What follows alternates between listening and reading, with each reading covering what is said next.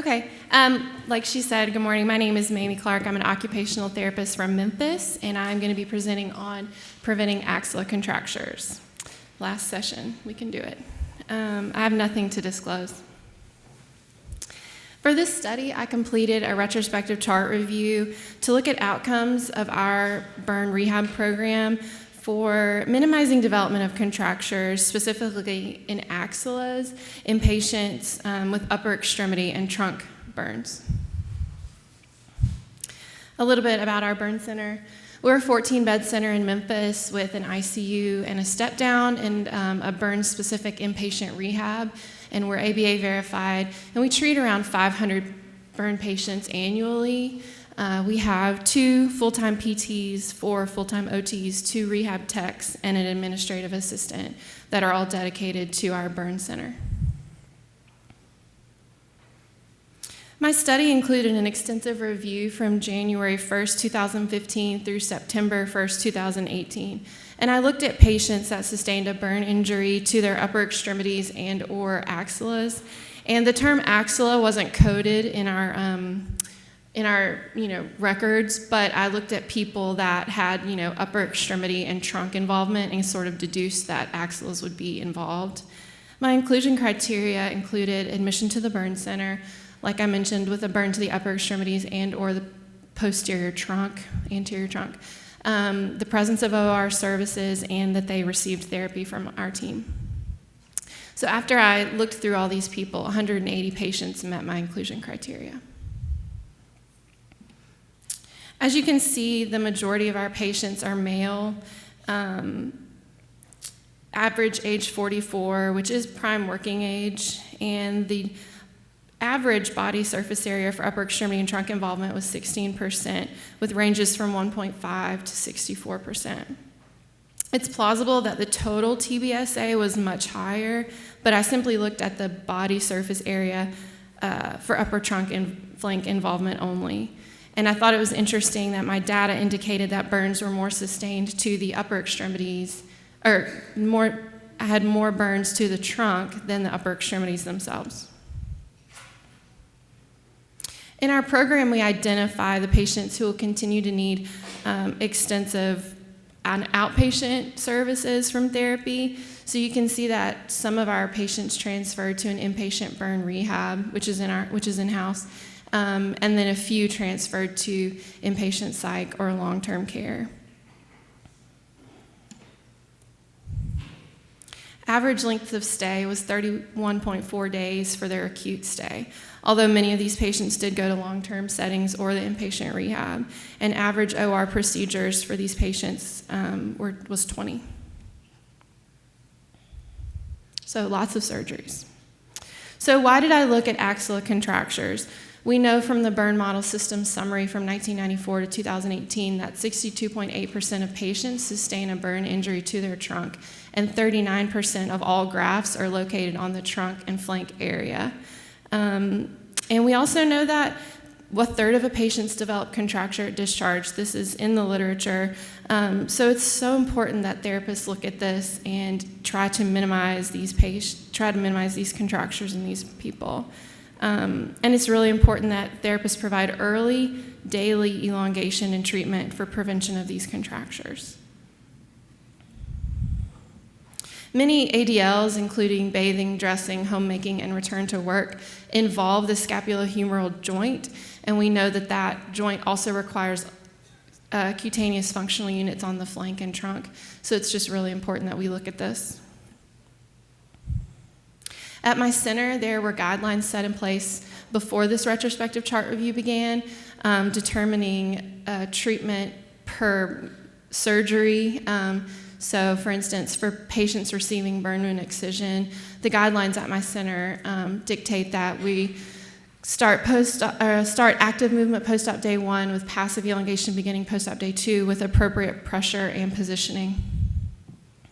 For allograft patients, guidelines are similar with active movement beginning post-op day 1 with elongation beginning post-op day 1 or 2, again with appropriate pressure and positioning and out-of-bed mobilization if appropriate. For autografts, the guidelines are similar a little bit, active movement beginning post-op day 2, depending on how the graph looks, with elongation definitely beginning post-op day 3 or 4.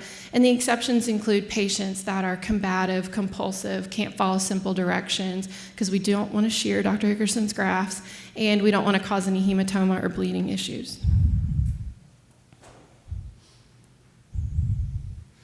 Elongation guidelines, typically in the ICU, these are mostly in-room treatments with the presence of the vent and the CRRT. So elongation will start the day of admission or the day of evaluation with appropriate positioning and out of bed. And then in step down, these patients are not on the vent, they're not on CRRT, so they are out of the room, and elongation begins the day of admission with appropriate positioning and out of bed. Cumulative hours in therapy for these patients can be, when I looked at it, some patients were 4 hours plus, all receiving core cardiovascular and strengthening tasks to return to their pre-burn levels just to meet this patient and their needs. And while elongation is the primary treatment for increasing soft tissue and motion, therapists utilize manual soft tissue and scar mobilization techniques for increasing pliability as well. Additional treatment typically includes core cardiovascular transfers, different ways for improving upright posture with pressure and inhibiting tone.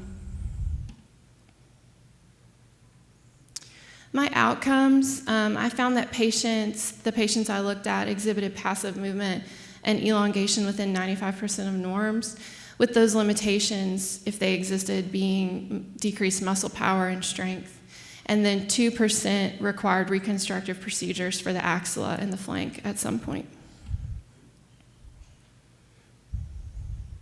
62% of patients were discharged from the acute setting straight to home, and 4% were discharged to a skilled facility. And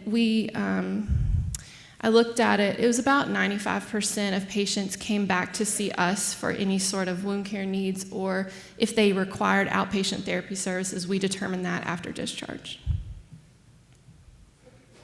In conclusion, I think it's worth mentioning that a program like this is only fostered by a burn rehab team that is knowledgeable and communicates effectively, so that we're all saying the same thing and we're all supportive of a pretty intense and vigorous therapy program to get the outcomes that we want. So thank you, and I welcome any questions.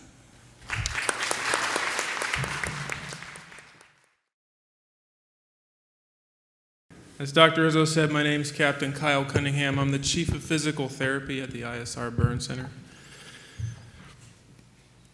I have no disclosures. Several factors influenced our decision to study the hand. The upper extremity and hands are the most common burned areas of the body. The hands specifically are at a high risk for loss of motion and development of burn scar contracture.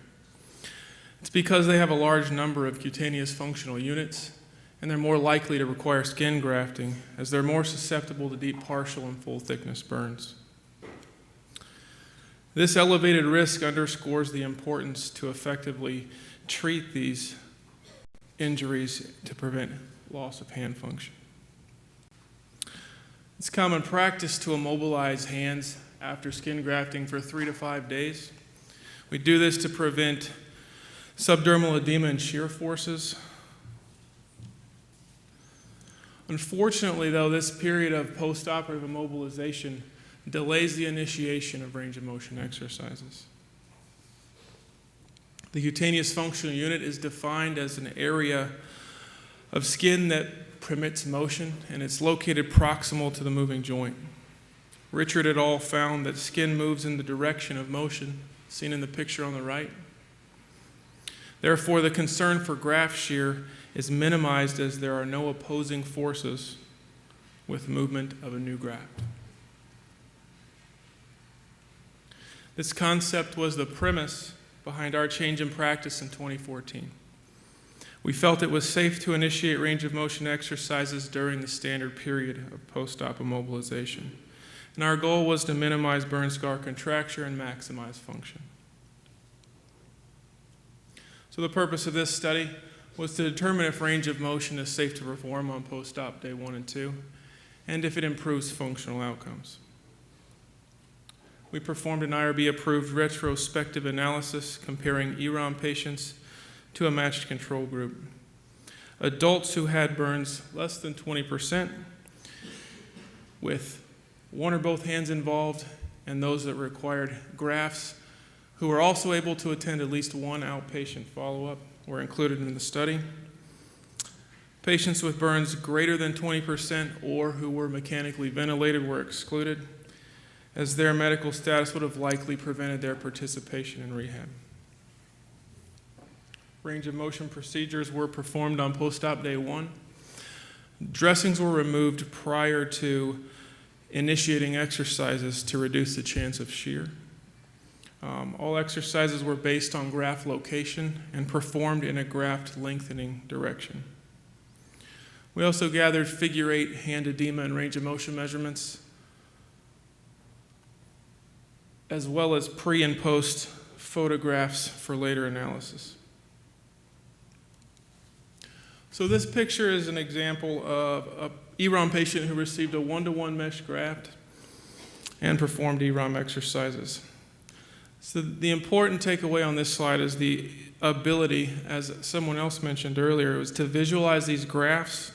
It enables the assessment of graft adherence and identification of any hematomas that may require evacuation. So the data we collected from the EMR includes the characteristics of the patient and surgeries they had, CFUs, edema, and range of motion measurements. Statistical analysis was performed using SPSS. So we included 72 patients in this study. There were no significant difference in demographic or surgical characteristics, with one exception. The EROM group did have a larger area excised and grafted compared to the non-EROM group. All patients in these groups received 1-to-1, nearly all, expanded mesh sheet grafts, and they were dressed with silver gloves. So pre and post EROM photographs were assessed by a blinded burn surgeon who identified 7 patients who had graft loss. Only 3 of these were attributable to range of motion exercises, as one was excluded for analysis because there was no pre-EROM photo for comparison, and the other 3 occurred prior to the performance of range of motion. It's important to note that all graft loss was minimal, had healed by initial follow-up, and no additional skin grafting was required. For the visual learners in the audience, I know when we hear graft loss, we get a little nervous.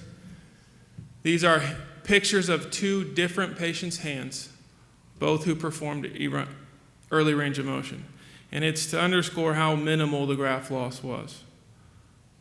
The first is located there on the index finger. And the second picture, it's located there on the left small finger.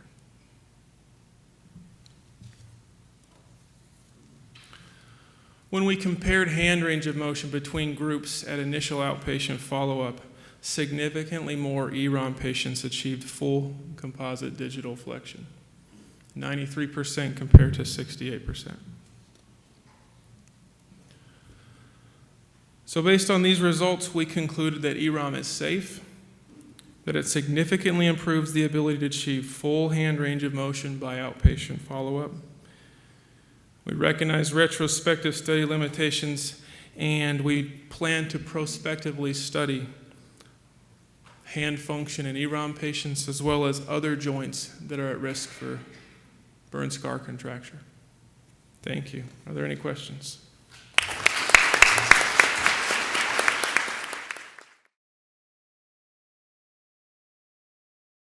Up next, we have Emma Desjournais, Occupational Therapy Fellow from North Carolina J.C. Burn Center at UNC Chapel Hill, North Carolina.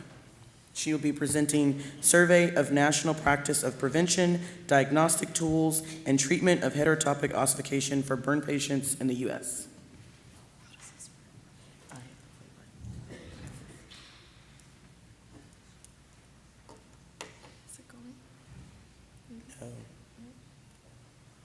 Our screen. Perfect. So thank you guys for being here. So my name is Emma DeJournett, and like they said, I'm the OT fellow at the University of North Carolina, focusing on burns for this year. And so my project was looking at heterotopic ossification and what burn centers across the U.S. are doing for treatment, prevention, and diagnosis of this consequence of burns. So I just want to start off with talking about what is heterotopic ossification and then talking about what is in the literature before going to the results of the survey. So HO is the production of bone and non-osseous soft tissue, and right now for burns, the cause of it is unknown. It's suspected to be related to the inflammatory process of a burn injury. There is HO seen in trauma-induced with like spinal cord injuries or knee and hip arthroplasties, and those tend to develop at the site of trauma. But with a burn injury, there's no direct site of trauma, it's a cutaneous injury, and so HO can develop anywhere on the body. In the literature, the range of HO is anywhere from 0.1 to 8%, depending on what article that you're reading. One thing that I thought was interesting is that articles from 30 or 35 years ago are reporting the same range of HO that they are reporting now. So even with all the medical advances that are occurring, the rate of HO is still persistent. And then for the side effects, they're pretty severe. So it's not only affecting the physical aspect of a person, but also the psychological aspect of them. So for the physical, it's decreasing their range of motion, decreasing their independence and their ability to perform day-to-day activities. It's extremely painful. And because they're not able to perform their day-to-day activities, it's actually putting more burden on their caregiver. So it's actually affecting those around them as well. And then for the psychological aspect, it's been reported to be linked with depression, decreased quality of life, and decreased self-worth. And so the images on this slide is from a study. So the top is actually someone's elbow, and so you can see the excess bone in that area. And the image below it is how much HO they actually removed from that patient's elbow. And so for diagnostic tools, they report using X-ray, ultrasound, MRI, and CT scan. The one thing in common with all of these is that there is a delay in diagnosis after the signs and symptoms are noticed. And so these two images are from two different patients. So the top is an X-ray plain film, and I don't know how to work the laser, but, or do you? That one right there. That one? Okay, I'm gonna try to point to it. So like over here on the side, you see like a hazy kind of foggy area. So that's like what it looks like on X-ray film. And then underneath it is a 3D CT scan. And again, I'm gonna try. So this area over here, that is excess bone that should not be there. And then ultrasound and MRIs as well. And then for prevention, there is nothing on prevention of HO in literature due to the fact that the cause of it is unknown. And then for treatment, it varies. So range of motion, the debate right now is between aggressive and non-aggressive, and there are articles and case studies that support both of it. So that debate is still ongoing at this time. And then pharmacology and radiation, a lot of that research tends to be focused on the trauma-induced HO and not a lot on burn-associated HO. So no recommendations are made for burn-associated HO at this time. And then for surgical removal, that tends to be kind of that last step, and they recommend waiting anywhere from 12 to 24 months to make sure that it's mature bone growth. So during that whole time, the patient is still experiencing those severe side effects and symptoms that we talked about earlier. And so for my study, I did a survey. So I contacted every ABA burn center in the US, and 49 out of the 70 agreed to participate in the survey, so they gave me an email to send the survey to. So they had 45 days to complete the survey once that initial email was sent. The survey included questions about demographic of the burn center and the person completing the survey, asking if they were aware of HO in association with burns and what their occurrence rate was, what they used for diagnosis, prevention, and treatment. So for the results, so every participant reported that there are cases of HO at their burn center, reporting anywhere from 0 to 40%, which is a wider range than what's reported in the literature. One thing that was interesting is that even though every burn center said that they do have cases of HO, there were multiple burn centers that were unable to describe what the rate of occurrence is. So that could be discrepancy in documentation and pulling medical records and charts. And then for diagnostic tools, they reported using x-rays, MRIs, and ultrasound, which goes with what's in research. But then also some burn centers said that they use labs, but unfortunately they didn't say what numbers that they're looking for, what values in order to make that diagnosis. And then others said that they use bone scans and looks at signs and symptoms, or then physical examinations by the therapist. And then for reported locations of HO, the most prevalent was elbow, and then followed by knee and shoulder. One that I thought was very interesting is that someone reported finding it in vocal cords. So it's even in places that we don't traditionally suspect to find it. And then for prevention, so majority of burn centers said that they do not have a prevention protocol. So 29 said that they do. And they said that they utilize early mobilization, range of motion, splinting, and medication. A lot of those things seem to be similar to what's used for prevention of burn scar contractures. So I'm not sure if this was specifically for HO or if this was just preventative measures that they do in general at their burn center. But 71% said they do not have a standard of care, and the main rationale that those participants reported is that there's nothing in literature to support it, and that they're not able to figure out who is going to get it or where they're going to develop it. And those that do have a prevention protocol said that even when they follow those preventative care measures, that their patients are still developing HO. And then for treatment, so you kind of see that same trend with majority not having a standard of care. So 35% said that they do, and these are the things that they reported, so that it varies based on the attending on service. For range of motion, you see that debate that you're seeing in literature, different types of range of motion being utilized. Splinting and then surgical management being that last step. And then 65% said they do not have a standard of care. And so again, you see the range of motion debate, and then splinting, serial casting, functional positions, and then adaptive devices. And then also they report that it's based on therapist preference, which I think kind of goes along with saying that it varies based on the attending on service. So it's not only showing variations between burn centers in the US, but also within one burn center, there's going to be variation based on what therapist is treating them or what attending is on service at that time.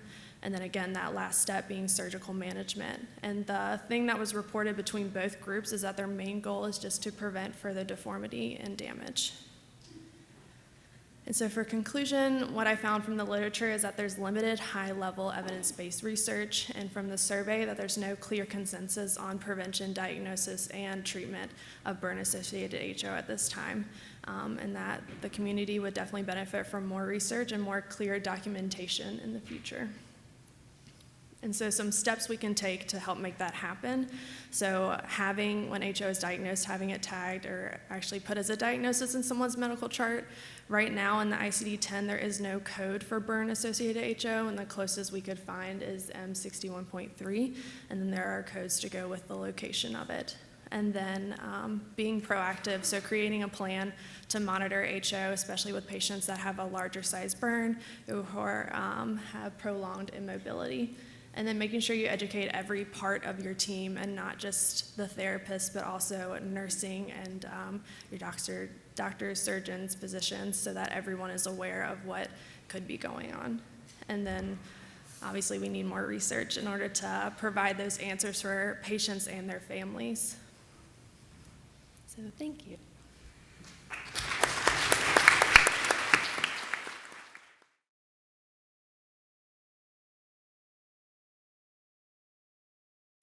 What we're going to talk about today is describing a therapeutic technique that's used to promote soft tissue elongation, to improve scarring, and either prevent or prolong the need for surgical intervention following a burn injury. The background of this is that the traditional therapy approach includes the things here listed on the left, the first 5 things. Typically splinting or orthoses, manual therapy, modalities, therapeutic exercise, and compression. When those things fail, we typically look to our surgeons for contracture release with or without skin grafting. We hypothesize that an aggressive therapeutic approach with a combination of these 5 things including serial soft casting or serial orthotics, can prolong or eliminate the need for surgical contracture release. So the indications for our treatments include a healed burn, banding or firm scar, limiting range of motion that haven't been responsive to our traditional treatment methods. Our treatment includes a variety of cast techniques that we're going to talk about today. Our patients are typically seen once a week. They vary based on patient needs, as well as the parent ability to get our patients to our center. One benefit of the soft casting technique includes the parent removing the cast the night before and sometimes bathing the child if needed. So again, no cast saw is used for our patients, which also helps reduce patient and parent anxiety. Some of our cast types that we're going to talk about today include, on the left, we use plaster stays with our soft cast. So soft cast is a 3M product that can be unraveled without the use of a cast saw again. Sometimes we use plaster stays. We can use, wrap the fingers individually inside the soft cast and then use the soft cast over top to continue to position or hold the plaster in place. We've soft casted over splints with elastomer molds that are already working for our patients. We've done plaster finger casts solo, as well as conformable casts for nighttime splinting. Our first case is a 2-year-old female with deep partial thickness contact burn to the palmar aspect of her left hand and wrist. The most significant burn was actually her small finger. If you can see that in the picture, it's more pale, so it was a little bit deeper. Initially, what we did was kind of our traditional techniques, including, dressing with nighttime and naptime splinting. When she was healed, we did scar massage and stretching, therapeutic play, as well as compression garments during the day. She didn't have any surgical intervention at that time, but she presented back about a year later with her small finger healed into contraction. So if you can see on that picture there, that was about a year after her injury. So her nighttime splint was working. Her parents came to me and said, "We really like the nighttime splint. She wakes up in full extension." But over the period of the day, even with her compression garment on, her skin gets very dry, and then it flexes down, and we can't get it completely straight. So I decided to just soft cast over that splint that was already working. The first cast was just her nighttime splint that was working. She was lacking about 17 degrees of PIP extension. The second cast, I made a new elastomer mold because I had more extension, and she was about at negative 13 degrees. And the last cast, when I removed it, she had full extension. This is her today. I apologize for the picture on the left. Her mother took that picture and sent it in. But she has not required any surgical intervention. She went back to nighttime splinting, naptime splinting, and then using her garment during the day. And her parents are, of course, doing scar massage and stretching. Our second case, precast. This is another 2-year-old with friction burns from a treadmill. He healed in a position, again, of contracture. Both his ring and middle fingers were contracted. He came to me, I want to say, a couple months after being healed and had not previously been splinted. And so we started nighttime and naptime splinting. Unfortunately, that was not working. The child was taking the splint off. Mom was frustrated. He wasn't tolerating massage, and his contracture was worsening. So I tried, to be honest, I tried the same thing that I tried in case 1, but the patient did not tolerate his cast, and his mom ended up removing it at home. So that the disadvantage of a soft cast is that parents know that they can take it off, and they might do so. So what Mom asked for in a 2-year-old was plaster finger cast and only plaster finger cast. And I In my head was thinking, this will never actually work because he's just going to take them off. And she was convinced it would work. So this is what I did. I just decided to, again, just to immobilize the PIP and DIP of his ring and middle finger. And I got a little creative with some Coban and put that on top and kind of said good luck and give me a call when they come off. And she actually called to cancel her appointment at 7 days out because of weather, and they ended up staying on for over 10 days, which was pretty impressive. But apparently, if he could use his thumb and his index and his small finger, he was very happy and left our casts alone. I only had to do 2 weeks of casting. Originally in the picture previously, he had about a 35-degree PIP contracture of his middle finger, and after 2 weeks of casting, he came out of the cast with full range of motion and has not required any surgical intervention. Again, we went back to massage, nighttime splinting as tolerated, and his gloves. So here are outcomes.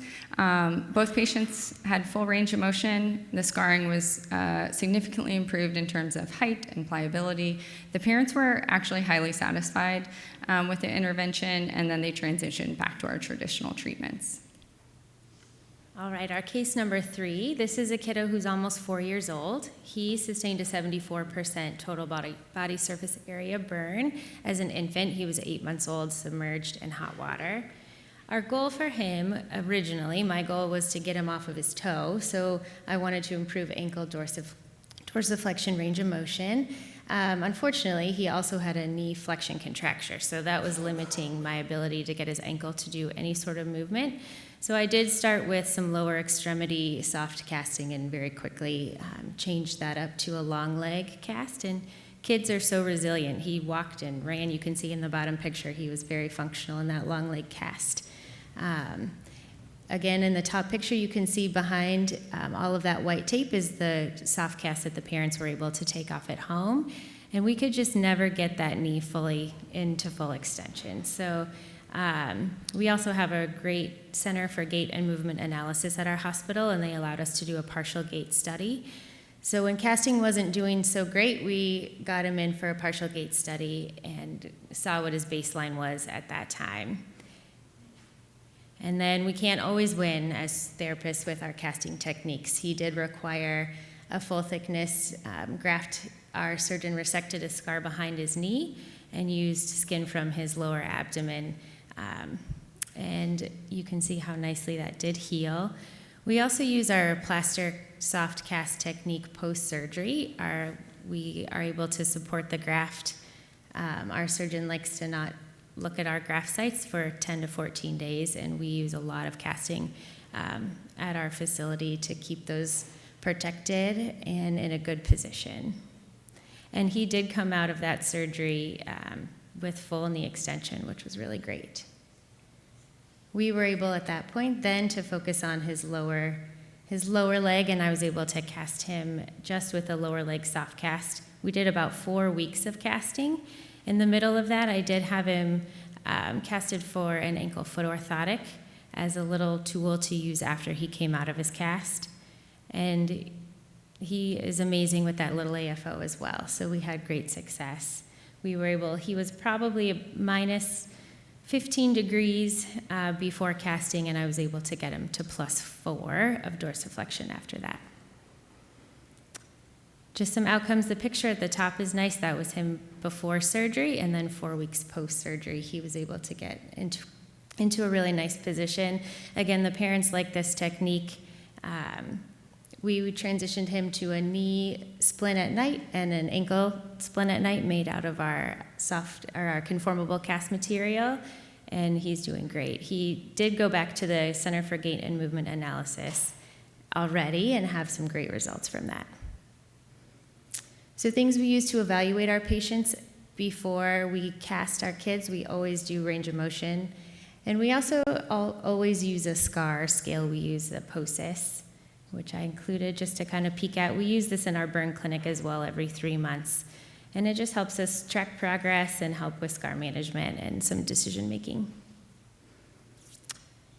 So as we've mentioned before, this technique is really nice for families. It gives them a break from their daily grind and allows them to have a minute and just be a family and not do lotion and all the things we ask of them to do. After a break, they tend to go back into their routines really nicely. And again, like we said, our kids come back maybe 1 or 2 times a year for this as they grow. And we also use this technique post-surgically as well. So we have found that our results, we think, are really exciting.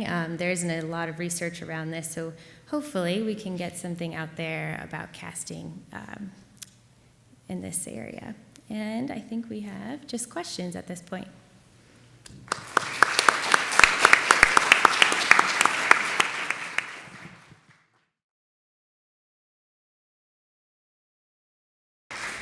Next, we have Ms. Donna Nakamura from Wake Forest Baptist Medical Center in Winston-Salem, North Carolina.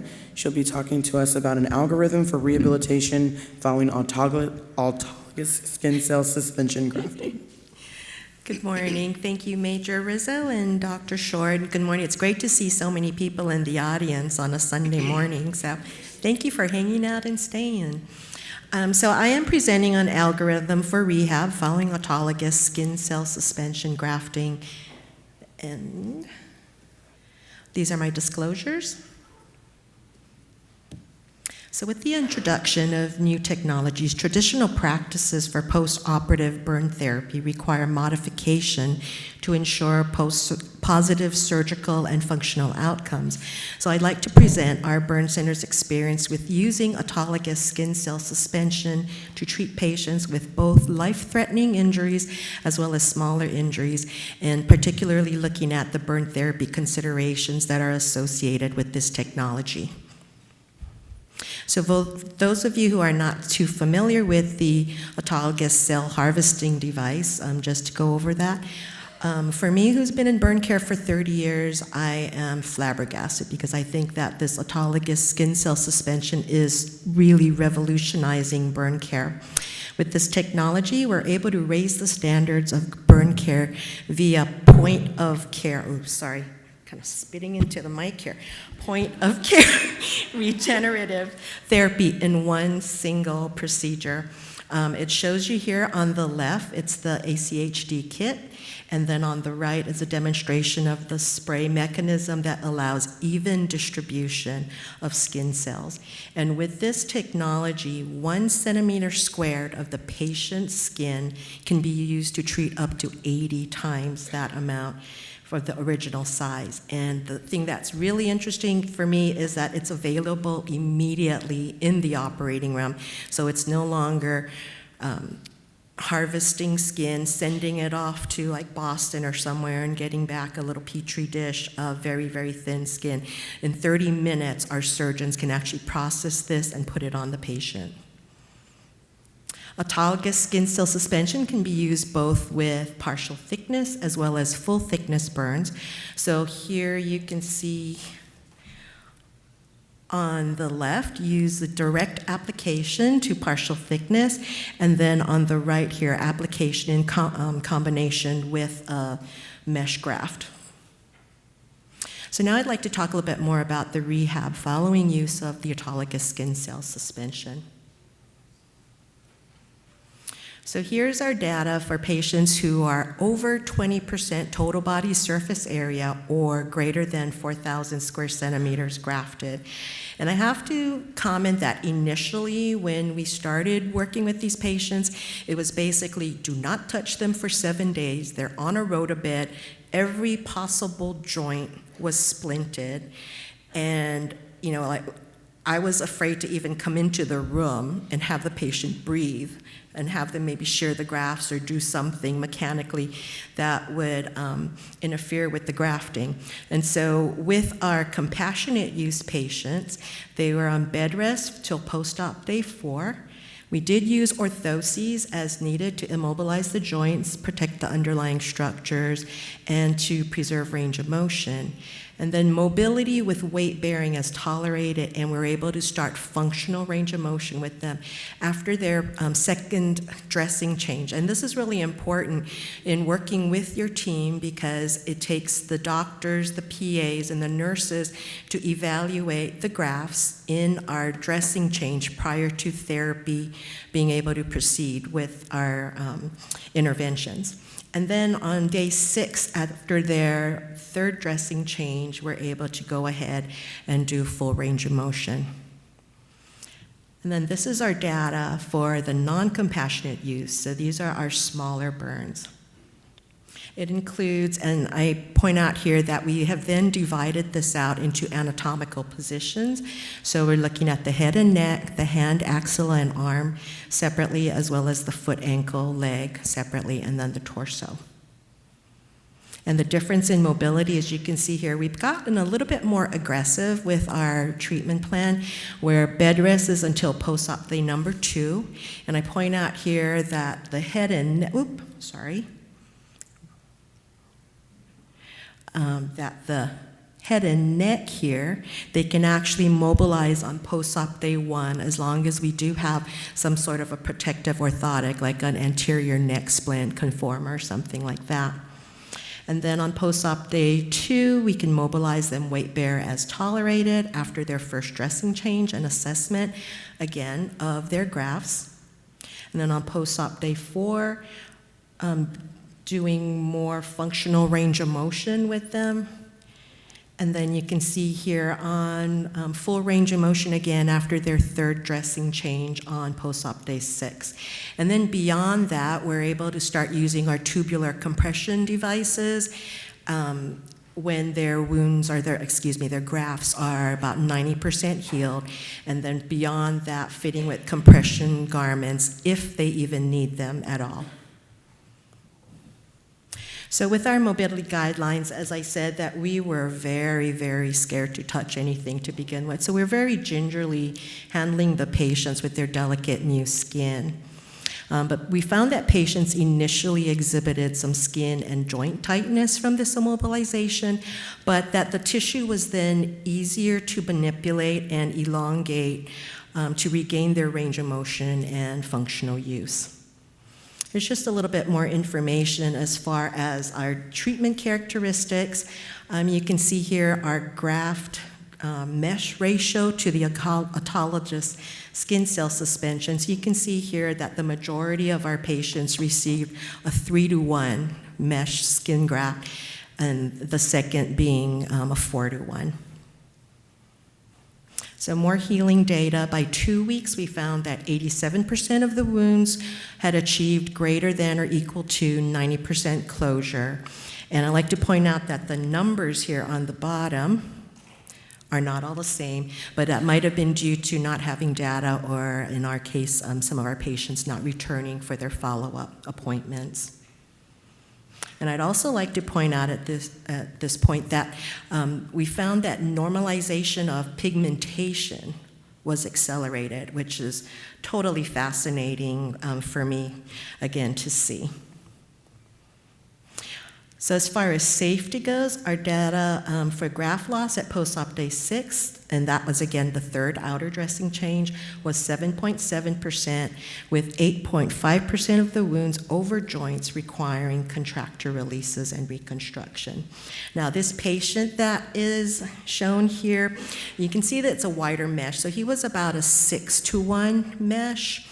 And he did have excellent healing, but he did subsequently undergo reconstructive reconstructive surgery, and that was because of the patient factors and not his excellent therapy that he had received. Now, unfortunately, he was a very non-compliant patient who would kick nurses and therapists out of his room. And so, unfortunately, he did not comply when he went home, although he'd like to blame us for everything that happened to him. So, not that any of you have that experience. And so I'd like to present some case presentations. So this is a 12-year-old female who had a 62% total body surface area burn to both of her hands, upper extremities, both feet, legs, face, head, neck, anterior, posterior torso, and she required escharotomies of both her arms and her legs. She was admitted on June 13th and discharged from our ICU on July 22nd. So that's 5 weeks of treatment for a 62% burn, and she actually did not require any inpatient rehab, so she was discharged directly to home. So this again is just her before and after. So this is a photo of her on the day of surgery and then 1 year follow-up. And I've also added these of her face because I was especially impressed with her healing and her pigment return. So the photos here you can see are initial debridement on her day 3 recalculation, post-op day 7 after the ASCS.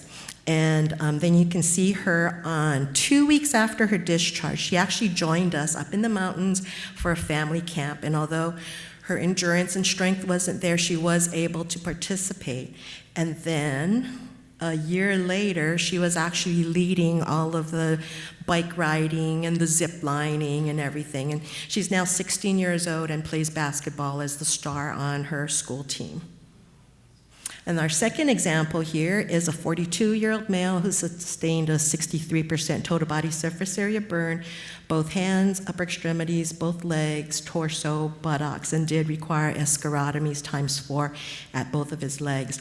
He was admitted on October 30th and was discharged on December 30th, at which time he was actually transferred to our inpatient rehab unit. But then he spent 2 weeks there on rehab and was discharged to home. He came back to see us 2 weeks later for his clinic appointment, at which point in time measured him for some compression garments, and he returned to full-time work as a painter by the beginning of April. And then this is him 8 months later, within 8 months of his injury when he was crowned king of the jousting competition at our family camp. So lessons learned. Use of the autologous skin cell technology has been phenomenal and unbelievable for me with, again, over 30 years of experience. The lessons learned is that range of motion and mobility can be initiated earlier than we originally anticipated, and that the autologous skin cell suspension accelerates graft healing and scar maturation, which for the burn therapists in the room, that also, I like to point out, means you have less time to be working with your patient and remodeling that scar tissue compared to what we were used to years ago. Patients were able to transfer directly from the burn intensive care unit to inpatient rehab, if they even qualified at all to go to rehab, and less time was required for stabilization of their split thickness, of the ASCS grafts compared to split thickness skin grafts. As I said earlier, pigmentation normalization was accelerated. Find that hypertrophic scarring is virtually eliminated and compression garment use is much decreased. So although these are anecdotal findings, again, quicker healing, less inflammation, edema, less collagen deformation with the helical and contractile forces that we normally see, and optimal functional outcome. And what we would like to do in the future is look at the application with continuous functional units, impact on inpatient rehab length of stay, and truly look at our patient satisfaction and reintegration, which I do sort of know because I'm involved with all the burn support that they absolutely love it. And they all come in and they compare my skin to your skin, and they're like, why does yours look so phenomenal compared to mine? And a lot of it is because we have been able to use this technology. So these are my references. And I'd like to recognize my colleagues at the Wake Forest Baptist Burn Center for their commitment and continued teamwork, and especially thank you to my patients from whom I learn something new every day. And thank you, and I welcome any questions.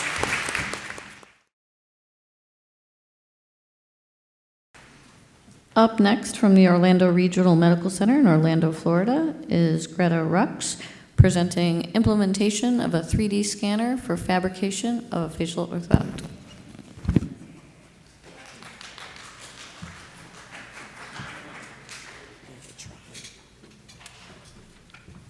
And her gang. And it's discipline. Yeah, that's right.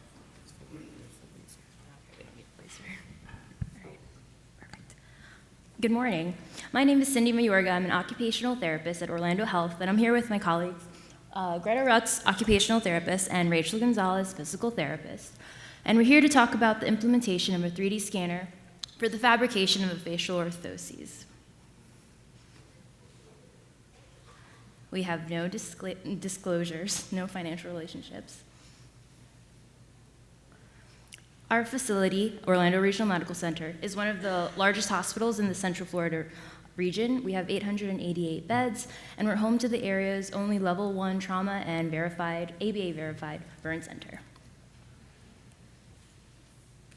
We'd like to identify non-invasive treatment modalities for scar modification, understanding the previous practice model for fabrication of an orthoses, and demonstrate the knowledge to implement the use of a 3D laser scanner for the fabrication of an orthoses.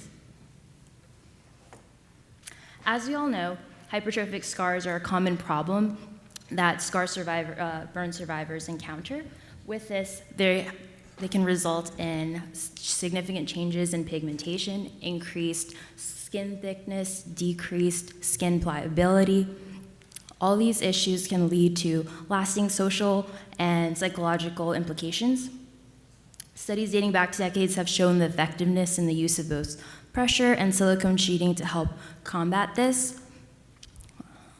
The combination of these methods help have an effect on the collagen production and reducing edema and the vasodilation for the scar pliability. Let's see.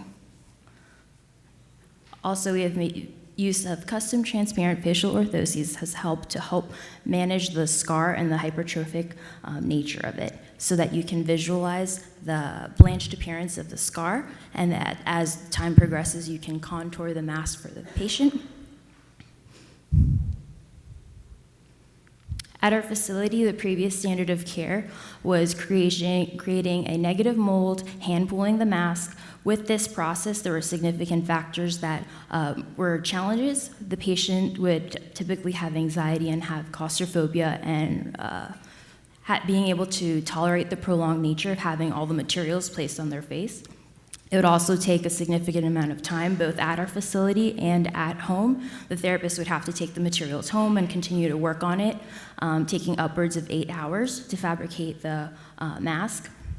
The cost would also be very significant to the patient, looking at upwards of $1,800 just for the mask because of the specialized materials. And then that doesn't even take into consideration the time that the therapist had to use at home working on the materials. Additionally, it required a lot of space and specialized equipment that wasn't always present at the facility, like a large oven, the Dremel, the specific materials required for making the mask. So that was what we have encountered.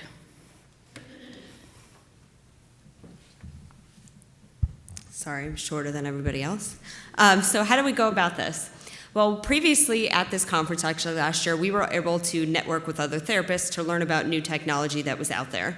So in speaking with them, we learned about the materials required, how we could acquire them, the approximate cost for those materials, as well as the changing cost to the patient in using this newer technology. We then took that information back to our burn center, where we're lucky enough to have a burn foundation. So we submitted a letter to the foundation detailing cost analysis, as well as the benefits to the patient, including the decreased significant change in cost.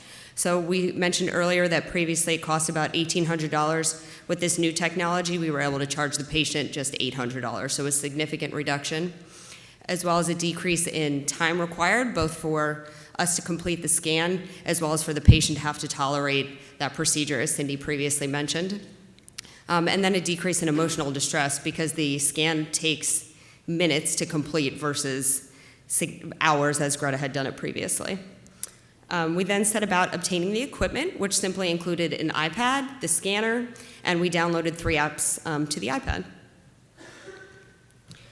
We then set out to develop the protocol at our facility. So first, we did have to obtain payment from the patient up front, which could be a potential barrier, of course, because a lot of our patients are unfunded and uninsured. But we obtained payment. We were then able to bring the patient into the office and complete the scan, as well as taking AP and lateral photos of the patient, which really the visit took about 10 minutes. From there, we were able to send the pictures off to the fabricators of the device, So we had a conference call with them in order to detail our findings and the areas of concern for us. You're also able to determine exactly what you want to include. So you can include the face, the neck, as if desired for this patient, which was the case. So we're able to customize it a little bit further. It took about 2 weeks for us to receive both the mold and the mask, which we'll show you in our office. And then from there, we were able to bring the patient in to start with fitting and adjustments.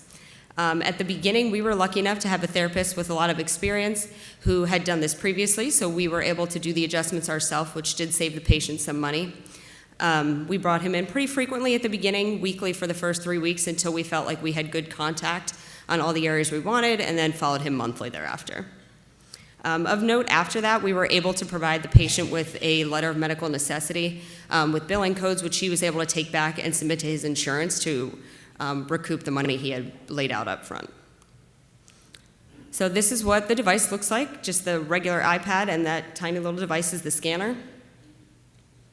This is what we received. You'll see let's see if I can use, which button is the laser? This one? Okay. So we received the mold and then the mask, which is also silicone lined. And Greta's going to talk about the patient we utilize this for. All right, I get the fun part. So this was a 19-year-old patient who had been involved in a motor vehicle accident.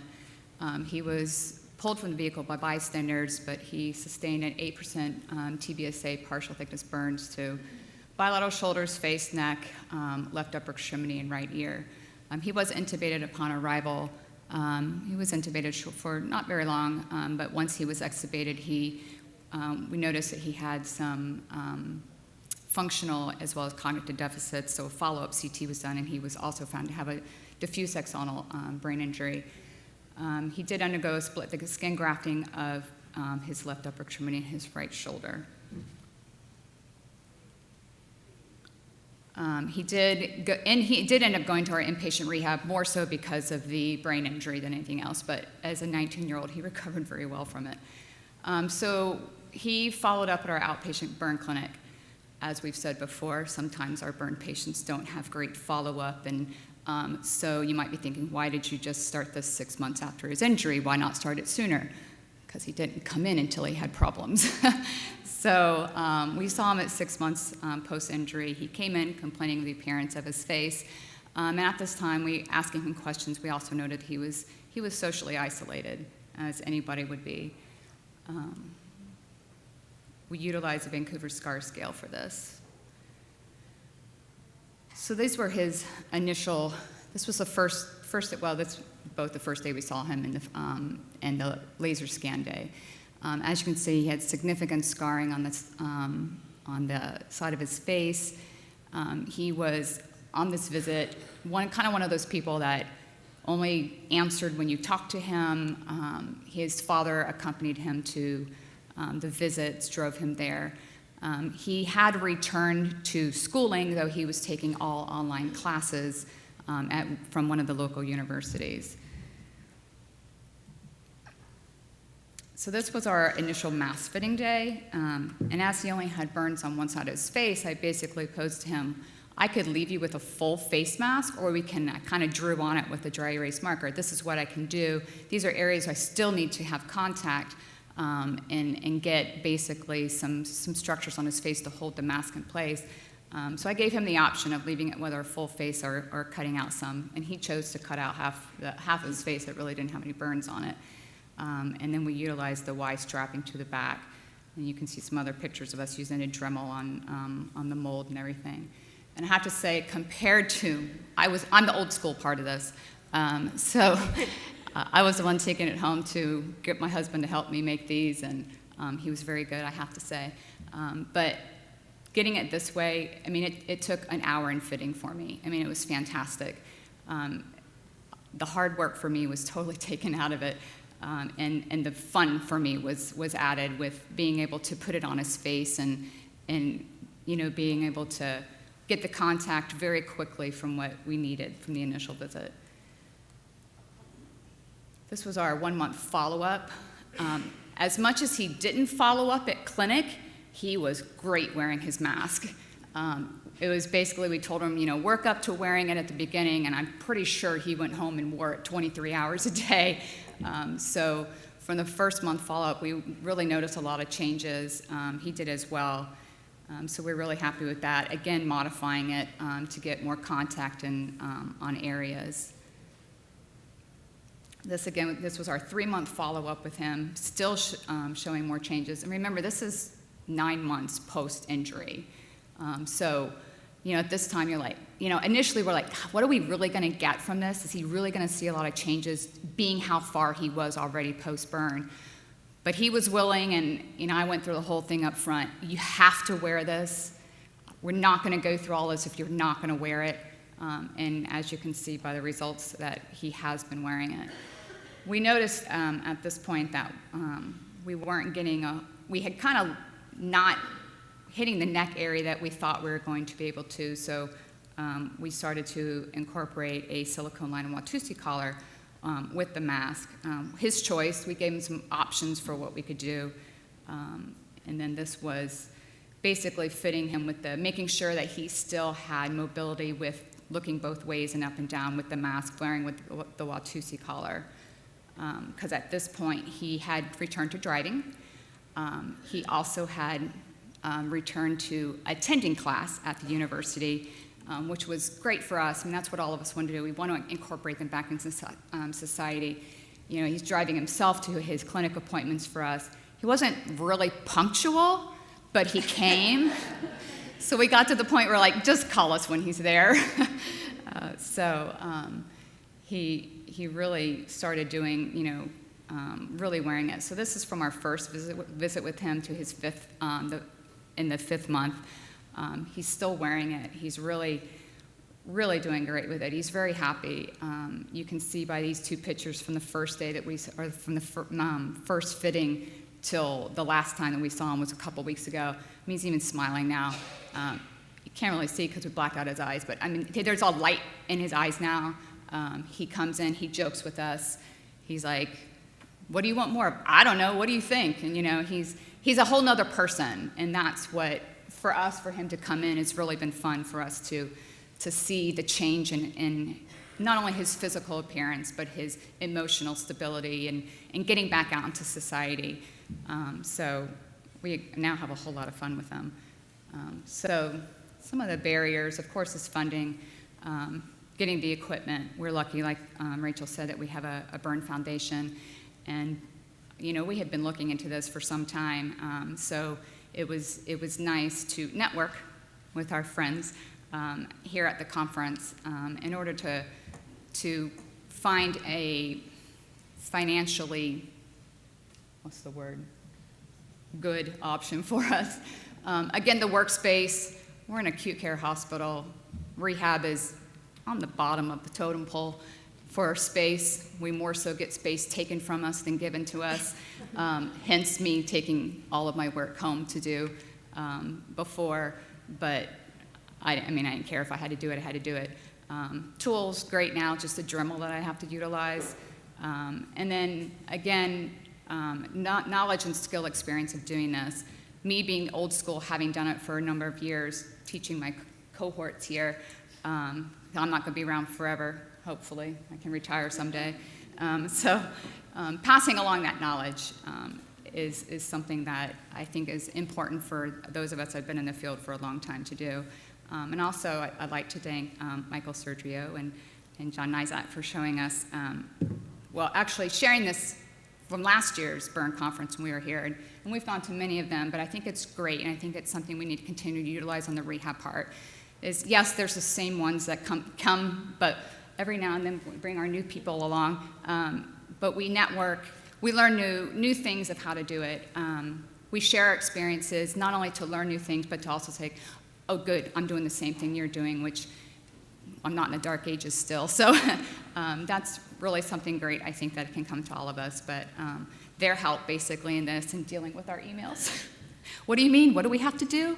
Oh, we scan them and then we call you. Okay, so they were really great in working with us and helping us set up this protocol for our patients. So at this point, we'll take any questions you may have.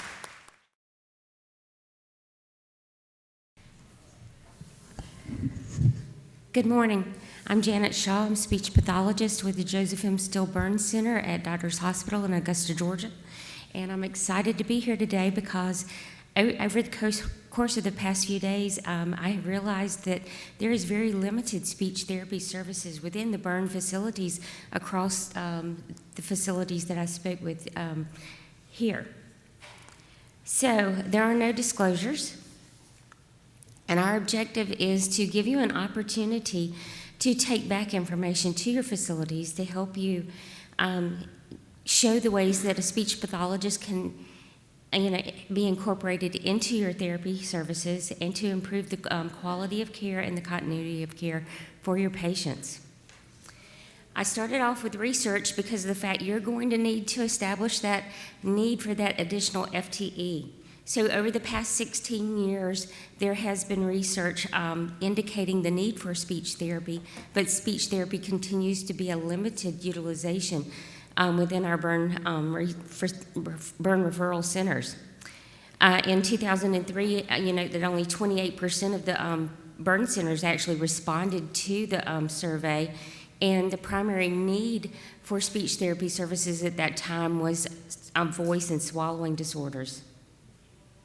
Additionally, in 2003, they were able to validate indicators that would lead to dysphagia post-burn, and those things indicated by age, percent of the total body surface area burn, the head and neck burns, the inhalation injuries, mechanical ventilation, and the need for a head and neck escharotomy. Additionally, we continue to see that they continue to validate those same obstacles, with the total body surface area and the days on the ventilator and tracheostomy, not to mention the respiratory injuries. Looking ahead in 2012, they again supported those previous findings, but they began to include things like the impaired secretion management, the laryngotracheal edema, the delayed swallow initiation, and the diffuse pharyngeal residue following the swallow. During their assessment, they looked at FEES evaluations, indicating that 83% of the patients that they surveyed had some form of aspiration, with 50% of those being silent aspiration. 2017, again, they're reporting poor secretion management, poor muscle strength and coordination, but they're beginning to see that exercise, splinting, massage, pressure management is beneficial to help with the contracture management that can impede or impact the speech or swallowing of those patients. And the most recent survey was in 2019, earlier this year, and it was a small survey group, but they continue to report, varied levels of dysphagia, and the presence of orotracheal intubation stand out as a standout of condition of interest. This was a quality improvement project for our facility, and we had previously been like a lot of you guys. We had very limited to no support as far as speech therapy for our burn patients, and our burn patients deserve better than that. The speech therapist brings to the table a lot of different things. We're going to look at dysphagia. 24 to 48 hours post-extubation or stabilization on that O2 support with trach collar, the speech therapist can come in and perform a bedside swallow assessment, looking at things for such as secretion management, their ability, or are they really ready to attempt PO trials, and utilization. Maybe we need to do that instrumental assessment, and that would be your FEES or your modified barium swallow study. This is a photo from a modified barium swallow study, and as you can see, we have residue on the posterior pharyngeal tongue, or on the posterior tongue. Pooling in the vallecula, we have coating of the aryepiglottic folds. We have pooling at the level of the piriform sinus, but we also have epiglottic undercoating, penetration, and aspiration. This patient would obviously not be ready for PO intake. But again, the speech therapist does not have x-ray vision, and so these instrumental assessments are beneficial. We've recently implemented FEES in our setting, and FEES allows us to look at real-time anatomy and physiology. This is at the bedside. We're reducing the risk of exposure to transferring patients throughout the facility to radiology. So we're reducing the exposure to pathogens, and we're able to not just utilize this as an assessment tool, but for a better understanding on the part of the patient and the family. And they can see what is actually going on. So this first picture would be pooling in the vallecula. We have pooling in the vallecula with spillage to the piriform sinus. We have pooling at the level of the piriform sinus, but the airway is protected. Here we have penetration and an aspiration. Here we have residue on the vocal cords, but also if you look into the airway, there is penetration. And here we have a lot of residue, and this should be, something that would implement a cough to clear, but there is not signs of penetration and aspiration on this study. Speech is also going to look at things like cognitive linguistics, the altered mental status, the ICU delirium. We've found, and that we're seeing more and more results, that the more we have these patients engaged in their care and actively engaging their brains, the better participants they are with their therapy and with their care needs. Also, we're going to look at the voice and possible use of the passing-muir valve to increase their ability to communicate verbally. That's going to help to reduce their anxiety levels. That's going to help to reduce their frustrations and reduces caregiver frustrations as well. Again, verbal communication is a key factor in their continuity of care. We're going to do that oral assessment. We're not just looking at the functional ability of the oral musculature for speech, but for swallowing as well. And if need, we're going to embed things like the augmentative communication system. This can be something as simple as a whiteboard and a dry erase marker to an elaborate system that could cost $10,000 to $15,000. But we know that the majority of these patients have budgetary constraints. There are free apps that patients can download to their smartphone or to a tablet, which will enable them to type a message. They can hit a button, and the machine will actually speak for them. Those apps are free. Here you'll see that this is how do I get back? There we go. This is a normal set of vocal cords. We would have wonderful airway passage. If this patient had a trach, they would be appropriate for the use of a passing-muir valve. Here, you see that there's a significant amount of laryngeal edema and vocal cord edema, and we have very limited ability for this patient to pass air orally. They would not be appropriate for the passing-muir valve because it could lead to increased work of breathing, increased anxiety, and we'd be at risk for increased CO2 levels. This is actually a picture of a trach inserted into the airway. You notice that the trach actually, and we don't take into consider a lot of times, consideration that the trach actually impedes the airway. By use of the passing-muir valve, the patient is able to breathe through the trach itself and exhale orally. By doing this, we help the patient to reacclimate to the biological functions of the airway, but also we help to reduce those levels of anxiety and frustration. And again, we post aspiration safety precautions as well as passing-muir precautions outside of that patient's room, indicating that this should not be used if the patient is having increased secretions from the passing-muir valve, and it should not be used while they're sleeping. But we do encourage them to use it while they're eating to help them perform that pressure chamber for the functional swallow. So, how do we get to this area? Our results, we have massive amounts of collaboration. Each day we have interdisciplinary rounds. We have an opportunity to go from patient to patient and discuss their care needs and ways that each of the therapy disciplines, not just speech, can better benefit these patients.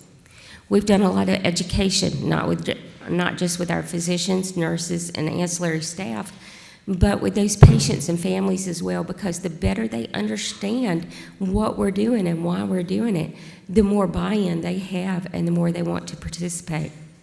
We've also introduced additional assessment and therapy options for these patients, including the FEES system, the utilization of vital stim, which is electrical stimulation to increase the muscle strength for swallowing. Again, do not use that unless you have clarification from your surgical team. And we've begun using scar management for our patients, even when they're still on the trach and ventilator. This enables us to do deep pressure massages and myofascial release, reducing the chances of contractures for those patients. In conclusion, research shows that speech therapy is an essential component to that multidisciplinary team, and we're working to improve that quality patient care. Things that we're looking at in the future, we want to look at things like ICU delirium, how this is affecting the length of stay, contracture management, cases of pneumonia, aspiration versus ventilator acquired, presence of vocal cord impairment following extubation, and degrees of dysphagia. These are my references. And are there any questions?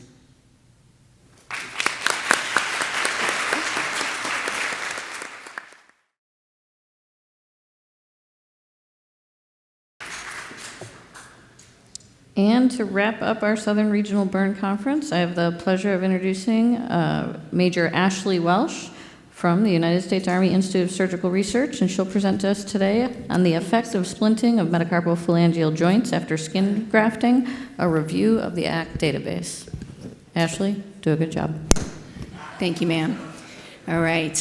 Good morning, everybody. Welcome to the last presentation of this conference. Thank you for hanging in there. We're almost done. Today I'll be briefing on the effects of splinting metacarpophalangeal joints after skin grafting, and I'll be using the ACT database for review. I have no disclaimers. This research looks specifically at deep dorsal hand burns and their common associated MCP extension contractures. We wanted to examine these types of injuries due to their ability to significantly limit a person's overall hand functioning. Common practice after dorsal hand grafting is to immobilize the MCP joints in about approximately 70 to 90 degrees of flexion within a static splint for a period of 3 to 5 days for graft protection and tissue elongation. Many therapists and burn rehab centers and the research advocate for the continued use of these types of static splints as a measure to prevent MCP extension contractures following the initial post-op protection period. The purpose of this study was to determine how long, if at all, to splint MCPs after post-op day 5 in order to prevent MCP extension contractures following skin grafting. This was an IRB-approved retrospective analysis of prospectively collected data. The data was from the burn patient acuity demographics, scar contractures, and rehabilitation treatment times related to patient outcomes, otherwise known as the ACT study, and I will refer to it as the ACT study from here. The ACT study was a prospective, multi-center observational study that looked at burn rehab within 14 different facilities, looking at over 300 patients, and what they looked at were splint types, splint wear times, daily intervention methods, daily intervention times, as well as the CFUs, or cutaneous functional units, which my esteemed colleague briefed before, is the zone of skin recruited proximally to allow full motion of a joint. The final outcome was the range of motion at hospital discharge. That was their primary outcome. What we looked at for our study, we wanted to include patients that had dorsal hand burns requiring skin grafting in order to match similar depth of burns and contracture risk. The hand must have been splinted with MCPs in flexion following the initial postoperative period.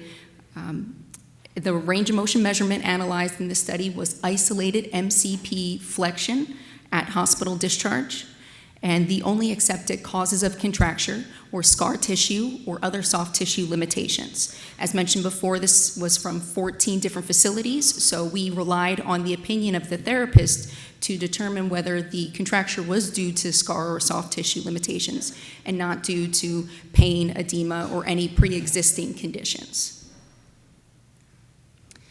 All right. We split the data into two groups, contracted and non-contracted MCP joints. There were 49 patients, 79 hands, for a total of 221 affected MCP joints. Of the 221, 119 were contracted at hospital discharge, and 102 were not contracted at hospital discharge.